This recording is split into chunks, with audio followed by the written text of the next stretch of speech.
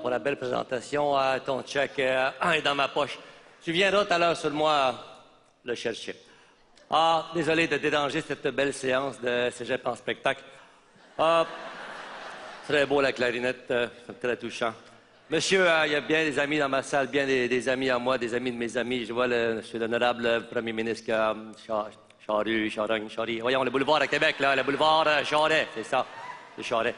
Monsieur de Marécage de Power Cross, Power Conspiration. Bonne fête à votre charmant époux, Jacqueline, à Sagard. Sagard bien pour les élections. Anyway, monsieur Corporation, merci de posséder le Québec par derrière. Messieurs les dirigeants des grandes banques, de se permettre des milliards de profiteroles en riant des petits épargnants, des petits crises d'épargnants. Chers amis du parti bénéficiaire du plan Nord à l'ouest de Toronto, anyway. Chers artistes, j'ai vu des très grandes vedettes dans la salle, monsieur Eric Salvay, Mickey Rooney, Mick Romney, Brian Mulroney, Pepe Roney, Lucien Gazé, naturel, Lucienne Buté, Bouchard, Diouf. Même les bouches-croches sont dans la salle. Je vois ici celle de George W. et Jean Chrétien, pas loin. Quelle soirée magique et que dire de mon discours jusqu'à présent.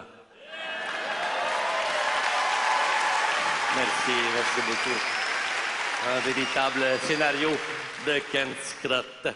Je suis très excité d'être ici ce soir en train de me faire manger du caviar de foie de morue, Monsanto transgénique sur le bras du public, de boire du excellent Scotch Tape, de manger des pleurotes, produit local du Mexique obtenu gratis par notre Tea Party littéral de la collision de la belle province où il fait si bon vivre gaiement et se crosser ensemble en lisant les tweets de mon mentor et futur chef Justin Timberlake, Justin Trudeau. Lui, là. Lui, une chance qu'il est là. Parce que sinon, où c'est qu'il serait? Quel acteur et surtout quel boxeur. Mesdames et messieurs, le Québec est en pleine ébullition. Le Québec est à la croisée des chemins. Et seul le Parti libéral peut le faire revenir en arrière et de loin. Merci. Je à ça. J'aimerais d'entrée de jeu dire un beau gros bravo à toi, Patapouf, qui est dans la salle ce soir. Mon gros Jean comme devant et comme derrière aussi. Merci pour ta loi très spéciale. Ça prenait toute une paire de gosses pour faire ça et je savais pas qu'il t'en restait. Je les ai tenus tellement longtemps dans ma main. Bravo pour mettre la charrue avant les bœufs et bravo aussi pour avoir adopté une loi aussi illégale qui fait la promotion et de l'humiliation d'un peuple et encourage les menaces de mort à l'envoi de ministres féminines dans les chansons de groupes musicaux de jeunes psychopathes de Québec comme Omar Kader, le frère de Denis. Tandis... Peu de gens sachent ça, peu de gens sachent cette information privilégiée. Nous avons beaucoup d'informations privilégiées ici dans mon ministère. Tant que Denis Kader sera interné à la prison de Guantanamera à Ottawa, on sera en sécurité au centre-ville de Montréal. Et que dire aussi du farfadet conteur communiste, le petit Fred Pellerin-Pépin, ce terroriste dont la vie de Christine Saint-Pierre devrait amplement se méfier. Bon, moi, j'ai peut-être un léger déficit d'attention, mais je fais attention au déficit, par exemple. Tandis que eux, les jeunes de demain, là, ils se torchent de mes fonds de placement de pension de vieillesse. Tout ce qu'ils font, ces petits crises de souffle, là, c'est de rêver en couleur à un monde imaginaire où l'argent et la surconsommation ne seraient pas la priorité, Monsieur le Président. Ça prend-tu des talents, des tapons et puis des tapettes? Et quand je les entends, ces jeunes BS-là, dire que les fraises de scolarité sont trop grosses au Québec, je peux-tu vous dire qu'hier, j'ai acheté 2 casseaux pour seulement 2 $? C'est rien, ça, c'est des peanuts, c'est des fraises pour le prix des peanuts. En Alberta, on vend ça 4,99 le petit panier. Quelle bande d'irresponsables, tabarnak! Excusez-moi, Monsieur le Président, ma pensée a dépassé largement ma parole, qui elle-même avait giflé ma femme hier soir au stade de soccer Saputo. Le fromage d'une équipe de losers. En tant que ministre minéral, merci. d'avoir tenté d'applaudir. En tant que ministre minéral du ministère de la moustache, du minerai, de la transport d'enveloppes et du trafic d'influenza et de l'abus de pouvoir, et j'en passe, et surtout Jean Fortier du Monde veut dire... Vous en charrez-tu des niaiseries sans que ça réagisse tant que ça d'un sondage anyway? J'aimerais manifester ma joie et dire en public, vive la police.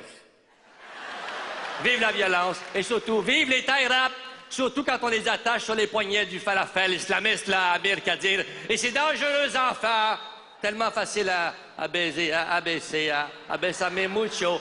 Ah oui, de quoi je parle, moi, là, je m'en rappelle plus. Puis je m'en calisse pas mal. Merci.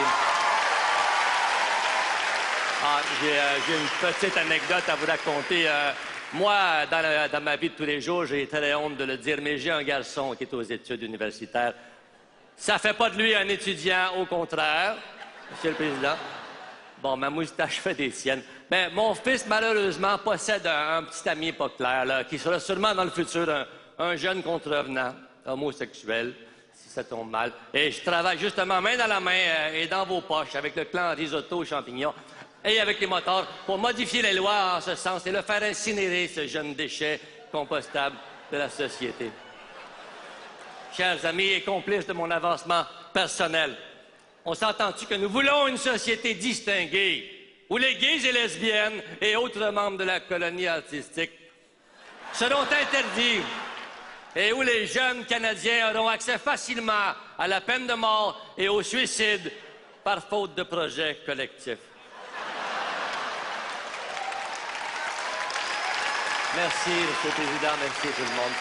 Par contre, il faut limiter, très important de limiter l'accès aux études, si on veut une nation qui vote du bon bord de notre si beau système féodal qui tient bien le Québec à genoux. C'est important de préserver les traditions de la reine d'Angleterre et de l'ignorance pour mieux contrôler les jeunes qui pensent trop. Si les jeunes passent trop de temps à penser avec leur foie de veau dans le jello, qui c'est qui va travailler puis payer les impôts pour nos aînés? Certainement pas moi. Parlant des aînés, c'est assez inutile ça, un aîné tabaslac.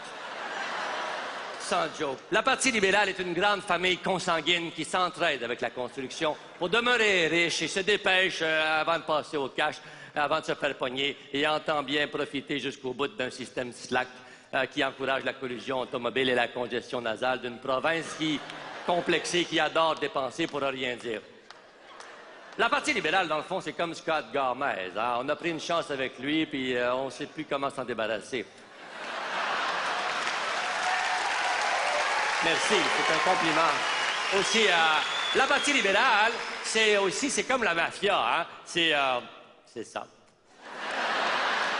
La gangrène est pognée, puis ma gangrène est pas mal mêlée dans ses mensonges. Moi, je dis tout le temps aux gens, faites-moi confiance. N'oubliez pas, vous n'êtes pas si cons, les tribuables, vous êtes juste stupides. On peut facilement vous passer plein de sapins avec juste un petit peu de KY biodégradant.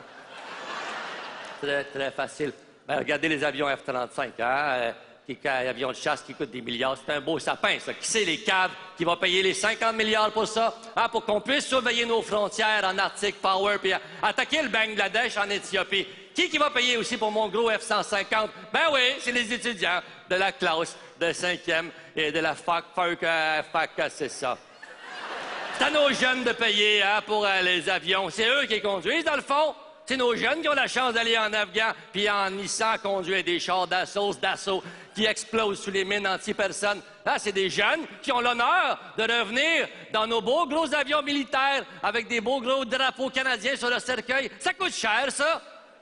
Même si c'est fait en Chine. Ils me font rire, les étudiants, avec leurs maudits idéaux. Je suis indigné, moi, je suis un véritable indigné. Hey, faut-tu être sans connaissance pour avoir des rêves en 2012?